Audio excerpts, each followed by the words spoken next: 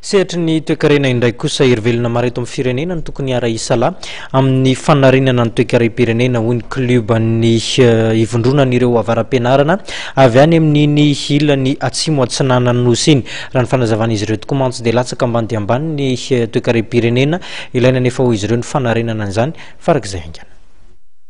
Tsy rahan'olombitsy sy mpanao politika irery ny fanarenana ny toekaren'ny to Madagasikara izay tsikaritra fa mitotongana tokoa ankehitriny fa afaka andraisan'ny hery velona rehetra anjara araka ny nambarany kleba ivondronan'ireo avaram-pianarana avy any atsimo atsinanany Madagasikara raha nanao fanambarana izy ireo io maraina io dia tsy ankiraohatra. Matsapa izahay fa latsaka lalina anatin'ny lavaka ny toekarena sy ny sosialim-bahoaka ka tsy ho vita mora ny fanarenana izany.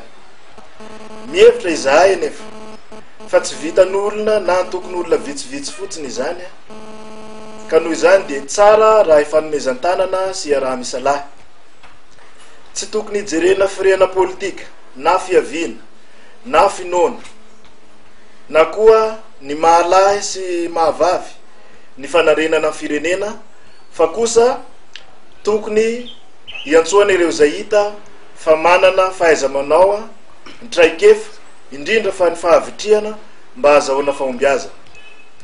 Mamporisika ireo tanora manam-pahaizana koa izahay mba handray anjara mavitrika amin'ny fanarenam-pirenena izany ary manantena izay tompona andraikitra hiantefan'izao antso izao mba tsy hanosy bohotana.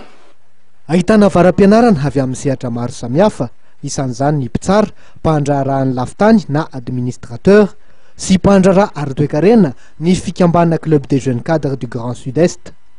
Ny fametrahana ny fampandrosoana maharitra eto amin'ny firenena no laharam-pamean'ity fikambanana ity.